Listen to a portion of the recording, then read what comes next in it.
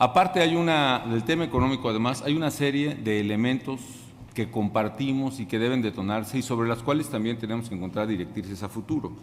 Aparte de los lazos económicos, México y la Unión Europea comparten valores y principios.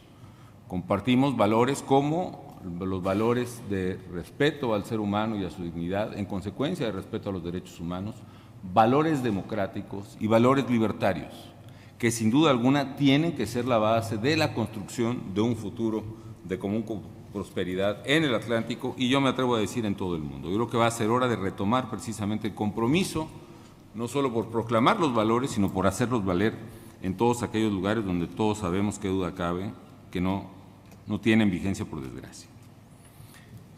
Desde esta perspectiva, les quiero platicar ahora qué fue lo que pasó en México en materia económica en los últimos años. Decía yo que, imaginen ustedes, México tiene una enorme dependencia respecto de los Estados Unidos.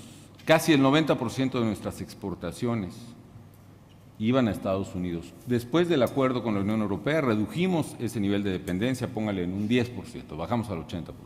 Sin embargo, es una cifra enorme. Cuando la economía se viene abajo, particularmente la economía de consumo en Estados Unidos, estoy hablando de la quiebra de Goldman Sachs, que es en septiembre de 2008, es como si fuera dado un infarto a toda la economía mexicana del lado del sector exportador. Aparte de una economía muy abierta como es la mexicana. Tenemos el porcentaje de comercio internacional en México respecto del PIB, es de los más altos del mundo. Es más alto que el porcentaje de comercio exterior chino respecto de China misma o de Estados Unidos. Casi el 66%, el valor de nuestro comercio exterior es el 66% de nuestro PIB. Entonces, el freno abrupto y masivo de exportaciones a Estados Unidos frenó brutalmente la economía mexicana. Imaginen ustedes, como presidente viendo las cifras económicas, la economía mexicana venía cayendo en el primero y en el segundo trimestre de 2009 a tasas del 10% negativo. Es como haber tomado la economía y reducirla, exprimirla en un 10%. Fue una contracción brutal que se veía además muy difícil de sortear y que hubiera generado una turbulencia política, económica brutal, ¿no? Siempre que la gente tiene un problema grave en su bolsillo, la gente sale a la calle. Y eso lo vemos desde la primavera árabe y lo estamos viendo ahora en Brasil y lo estamos viendo en Turquía y lo estamos viendo en Egipto y en varias partes. La circunstancia era verdaderamente grave entonces, primer semestre de 2009. Para acabarla de estropear, teníamos además elecciones intermedias en julio de 2009, pero bueno, esa es otra historia que ya platicaremos. Se fue agravando las cosas, por ejemplo, en el segundo trimestre de 2009 además es cuando viene el brote del virus de influenza AH1N1, que era un virus mortal, es decir, lo que estábamos viendo ya y que nos llevó a tomar la decisión de mandarlo a los laboratorios canadienses y americanos, era que estábamos viendo un alto nivel de gente joven que se estaba muriendo de neumonías atípicas. Y eso nos llevó a descubrir que había un virus mortal, nuevo, y que no se conocía el día que teníamos conocimiento del virus, cómo se curaba. Y además que estalló en la Ciudad de México, lo cual tuvimos que frenar prácticamente todas las actividades de la Ciudad de México, hasta que logramos bajar la tasa de propagación del virus y ya luego, con los estudios correspondientes, pudimos enfrentarlo más adecuadamente. Pero todo eso conjuntó a que la economía mexicana se rompió en ese 2009.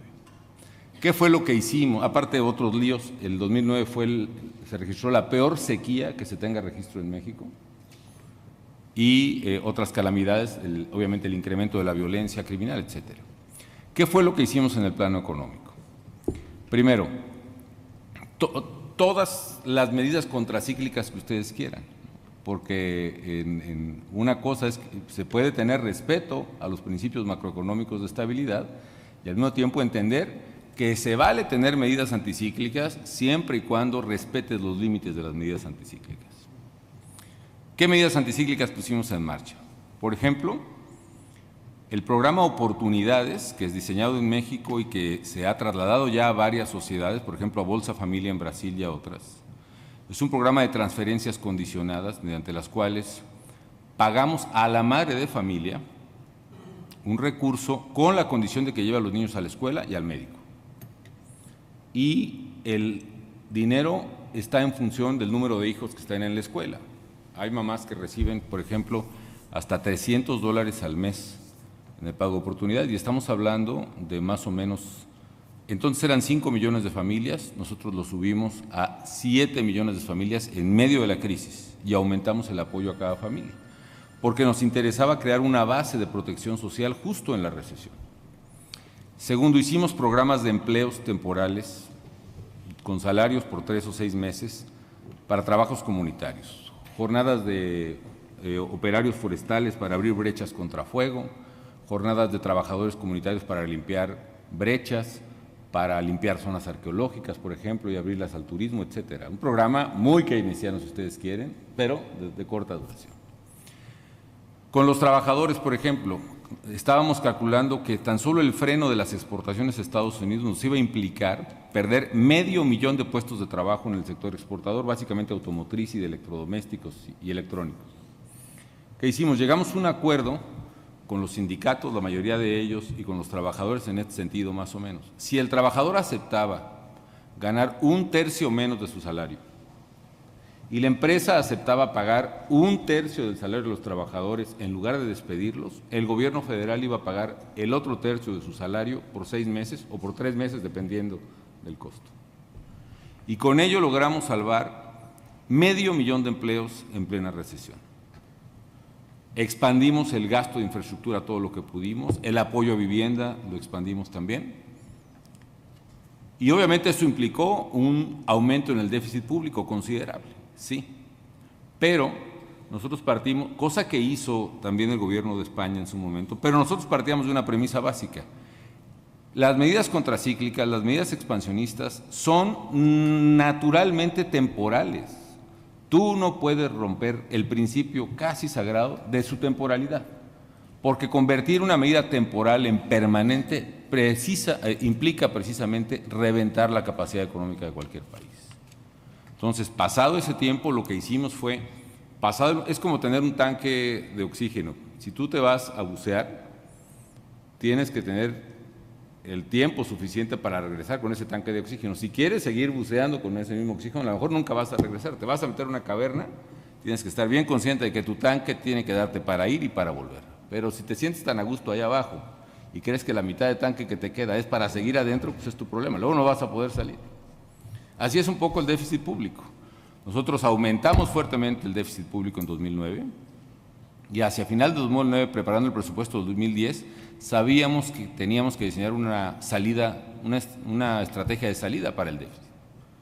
Y la diseñamos además siguiendo pues una vieja receta, y la receta para bajar el déficit es: tienes que aumentar tus ingresos y tienes que bajar tus gastos públicos. Y con un costo político enorme, efectivamente, aumentamos impuestos en ese sentido, porque hay un problema de reforma fiscal que hace falta en México. Logramos aumentar un poco el impuesto de valor agregado, el impuesto de la renta, pero al mismo tiempo bajamos los gastos del gobierno sustancialmente, también a costos muy altos. Por ejemplo, había una empresa, Luz y Fuerza del Centro, había 2 empresas de electricidad en México públicas, propiedad del gobierno. Una muy ineficiente, Luz y Fuerza del Centro, por ejemplo, que costaba tan solo en subsidios a los contribuyentes 5,000 millones de dólares al año, por encima de lo que la gente pagaba de precio de electricidad. 44,000 empleados, un contrato muy rígido.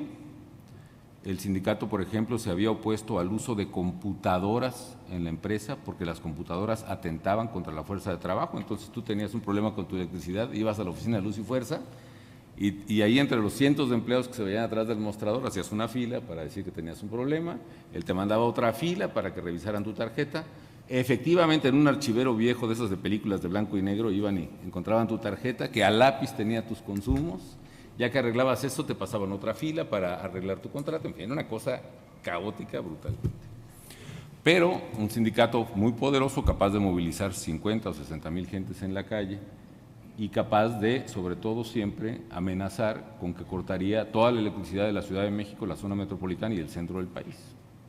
La ley estipulaba que solo debía haber una empresa pública de electricidad desde 1967, y ningún presidente había podido, querido, o en fin, que sea, cumplir con la encomienda legal. Pues nosotros cerramos Luz y Fuerza del Centro en octubre de 2010, a un costo muy alto, pero finalmente también a un ahorro sustancial de finanzas públicas. Y sorpréndanse, la otra empresa de electricidad, con 6,000 trabajadores, pudo sacar adelante todo el suministro de electricidad de la Ciudad de México que hacía la otra empresa. Y además, en un año de que cerramos la empresa, se registraron 400,000 nuevos contratos de electricidad. ¿Por qué? Porque la mayoría de los usuarios no tenía contratos, estaba conectado ilegalmente, con sobornos, en muchos casos, a trabajadores de la empresa. Entonces, ese tipo de medidas, por ejemplo, nos implicaron decisiones muy difíciles, pero que fueron finalmente eficaces, tanto para reducir el déficit como para tener ganancias marginales en eficiencia. Ahora, nosotros decidimos, si ya estábamos en ese asunto, era mejor aprovechar la crisis para generar competitividad de la economía mexicana que simplemente cerrar el déficit. Y entonces tomamos una serie de medidas que nos llevaron a generar mucha competitividad a las empresas mexicanas. ¿Qué medidas? Reformas estructurales, esto también sé que les suena familiar, ¿no? Hicimos, por ejemplo, una reforma en materia de pensiones para empleados públicos, pasando del tradicional sistema que se llama solidario o el llamado Pay as you go, en el cual los trabajadores en activo pagan las pensiones de los retirados, a un sistema de cuentas individuales de retiro. Tan solo con esa medida para los empleados públicos, le ahorramos a las finanzas públicas mexicanas 30 puntos del Producto Interno Bruto a valor presente neto. Es decir, si tú haces el cálculo actuarial de cuánto cuesta a las finanzas públicas en el tiempo eso, hicimos quizá la mayor reforma fiscal que se hubiera imaginado podido hacer el país.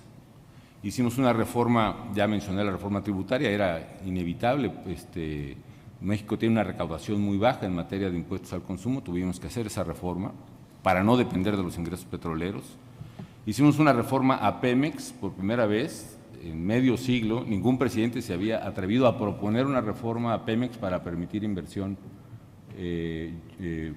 conjuntas de capital privado con Pemex, por ejemplo, para meter mayor flexibilidad de inversión privada, etcétera. Yo la propuse, no me la aprobaron, por cierto, la rechazaron tanto el PRI como el PRD, pero aprobaron una parte importante, que es permitir a Pemex tener contratos flexibles con empresas especializadas, basado el contrato en el rendimiento mismo de la empresa.